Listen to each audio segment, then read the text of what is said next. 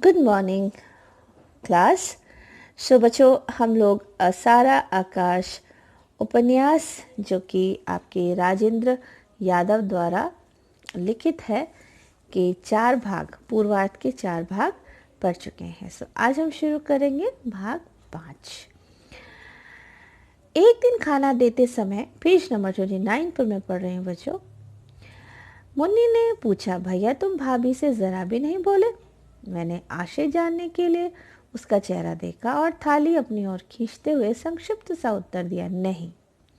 स्वर में जरा भी उत्सुकता नहीं थी। हाँ, कौतूहल यानी कि एक्साइटमेंट जरूर हुआ कि मुन्नी को ये बात क्यों सूझी, है ना, कि एक बार भी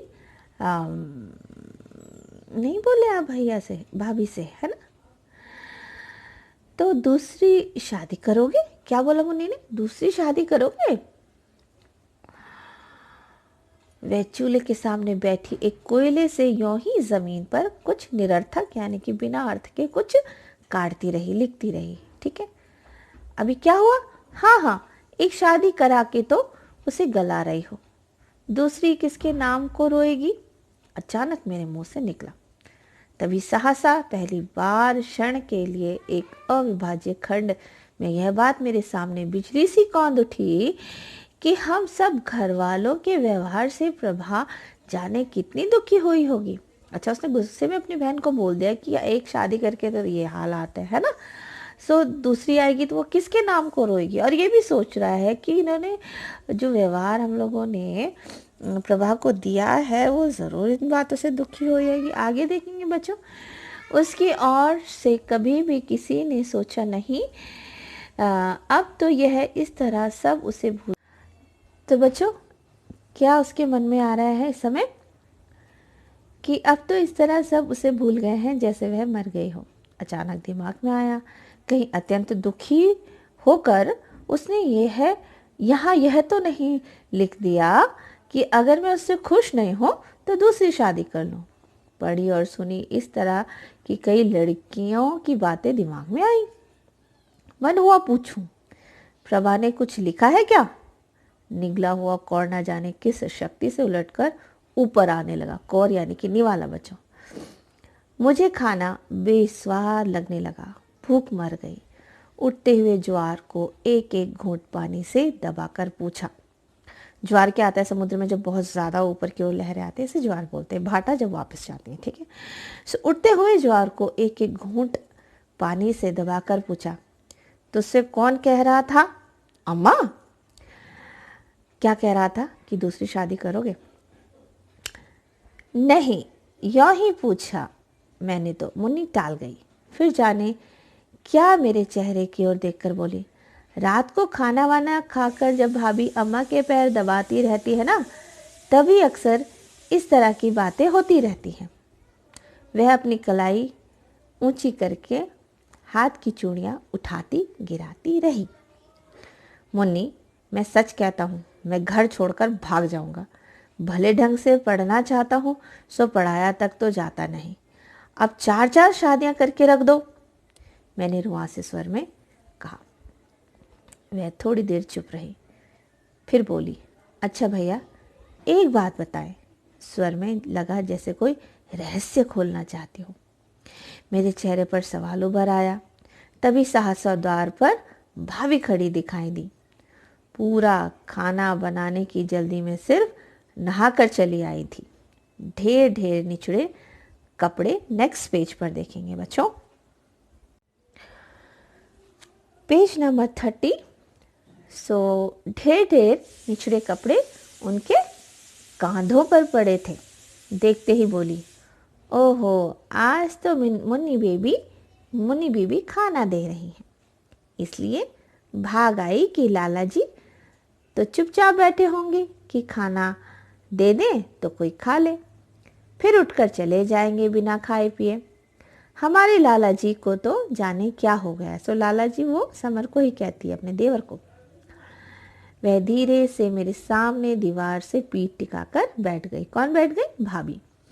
थकान से हाँफ रही थी, पेट से थी, प्रेग्नेंट। ओके, कंधे से सारे कपड़े उतारकर मुन्नी की ओर बढ़ाकर खुशामद के स्वर में बोली, मुन्नी बीबी कैसी अच्छी हो, जरा इन्हें सुखा दो। अच्छा जी, तुम्हें हम ही मिले हैं काम कराने को, अपने आप क्यों नहीं सुखा आती, मुन्नी ने नखरे से कहा। तुम्हारी कसम बीबी जी, सारे हाथ टूट गए धोते धोते, तुम्हारे पैरों पड़ो, जरा चली जाओ, भाभी ने अत्यंत थके हुए स्वर से कहा और कुछ विचित्र दृष्टि से मुन्नी की आंखों में देखा, फिर खुद ही हंसकर झेप गई। मुन्नी भी हंस पड़ी और कपड़े लेकर चली गई। ठीक है, सो एक दूसरे को देखकर हंसी। यहाँ पर ये सब कुछ समर देख रहा था। फिर ये क्या कहता है समर, देखे, मैं छोटे छोटे टुकड़े खाता रहा, खाने की कतई इच्छा नहीं हो रही थी। भाभी थोड़ी देर माथे पर हाथ रखे अपलक यानी बिना पल के झपके कुछ सोचती रही, जैसे मुझे खाते देखकर कोई बात उनके दिमाग में आ रही हो। फिर अपने आप से बोली, इस बार तो दिवाली से पहले ही काफ़ी जाड़ा पड़ने लगा है। दिवाली के कितने दिन और हैं लाला जी? होंगे 10-15 दिन, मैंने लापरवाही से उत्तर दिया। उंगलियों के पोरों पर हिसाब लगाकर वे बोले, इस दिवाली को ठीक 6 महीने हो जाएंगे तुम्हारी शादी को। अरे 6 महीने बीत गए। एक एक दिन चाहे जितनी घुटन में कटा हो, लेकिन अब लगा है यह समय कितनी जल्दी गुजर गया। पता नहीं इस बीच में प्रभा का क्या हुआ। घर में एक आध पत्र तो आया ही होगा।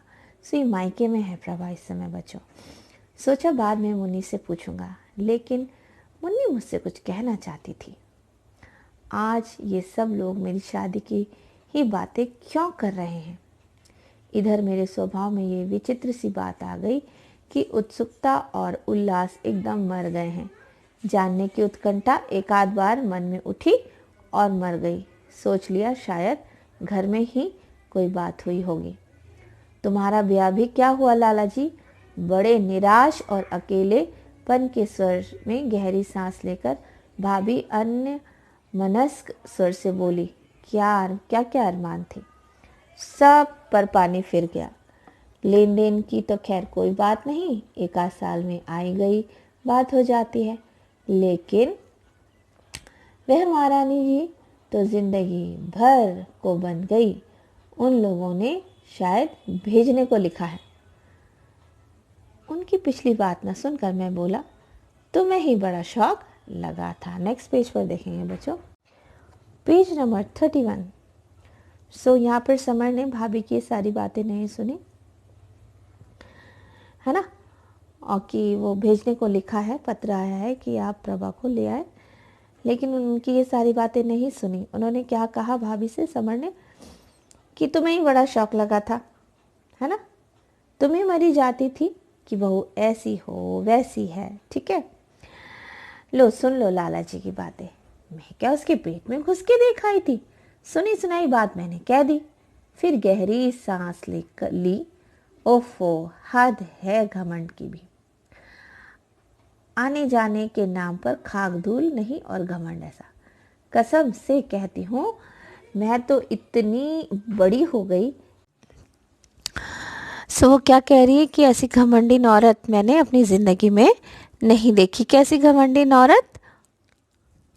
प्रभा के लिए कह रही हो। ठीक है, बोलो गुण कर्तव्य हो तो नखरे भी सहे जाएंगे, कोरे नखरे कौन उठाएगा। असल में उन्होंने लेना चाहा पढ़ाई और खूबसूरती के रोम में। सो ऐसी राजा इंद्र की परी भी नहीं लगी। भाभी मेरे मुंह के भाव देखने को चुप हो गई। सो ये सब वो प्रभा के विषय में कह रही हैं समर की भाभी। अब ये सारी बात कह रही है कि चलो पढ़ाई लिखाई के चक्कर में उन्होंने दे दिया है, गुण कर्तव्य तो एक भी नहीं है। हाँ, कहते हैं कि सुंदर है, पर ऐसी भी सुंदर नहीं है कि राजा इंद्र की परी हो, है ना। और ये सब बोलने के बाद वो चुप हो गई भाभी कि समर क्या जवाब देता है। फिर न जाने क्या सोचकर बोली, हंसी तो मुझे तब आई जब घड़ी हाथ में बांध के रानी जी चौके में पहुंची। वो तो मैं ही चुप हो गई, लेकिन जब उसने कहा कि दाल तो मैंने चख ली थी, अम्मा जी तो उसी पर ज़मीन आसमान एक कर देती। मैंने कहा जाने दो, बोलो जिस आदमी को सबसे पहले खाना है पहले वह खाएगा। तुम चखले वाली होती कौन हो? मैं ऊब उठा। कॉलेज को देर हो रही थी। कहा भाभी कॉलेज को देर हो रही है, यह खाया नहीं जाता, मुन्नी ने ज़्यादा रख दिया है। और मैं उठ गया। तो भाभी भी कौन सी बात लेकर बैठ गई? मुन्नी ने पूछा था कि भाभी आपको पता है, तो इतनी देर में भाभी आ गई, बहुत सारी बातें कही। अब यहाँ पर इन द लास्ट वो क्या कह रही हैं कि वो कौन होती है दाल चखने वाली, पहले तुम्हें खाना था, तुम ही नहीं चखनी थी ना। ये सारी बातें वो कह रही थी। तो अब यहाँ पर क्या, ये सारी बातें सुनते सुनते समर ने क्या बोला कि भाई मुझे देर हो रही है भाभी, मैं तो जा रहा हूँ, ये खाना भी ज़्यादा मुझसे नहीं खाया जा रहा है। ठीक है, और उठ के अब वह पीछे से कहती रहे, हाय अभी तुमने खाया ही क्या लाला जी, तुम्हें मेरी कसम इस रोटी को मत छोड़ो। नहीं भाभी, पीरियड ख़त्म करके आऊँगा तब खा लूँगा। चलते चलते सुनाई दी नकली हंसी में लपेट कर कहा गया उनका वाक्य। ठीक है, तो मैं उठा, चलने को भी तैयार हो गया, लेकिन जाते जाते उन्होंने हंसते हुए क्या बोला, नकली हंसते हुए क्या बोला उन्होंने, आ तो रही है लेकिन दबा के रखना लाला जी, कहे देती हूँ कसम से पछताओगे। सो पुरुषों की चुप्पी से स्त्रियों का यह विचित्र व्यवहार। सो यहाँ पे एक लाइन है कि पुरुष अधिकतर चुपचाप रहती है, स्त्रियाँ बड़बड़ करती रहती हैं। तो ये अजीब सा व्यवहार लगा उसको भी, भाभी का समझ में नहीं आता।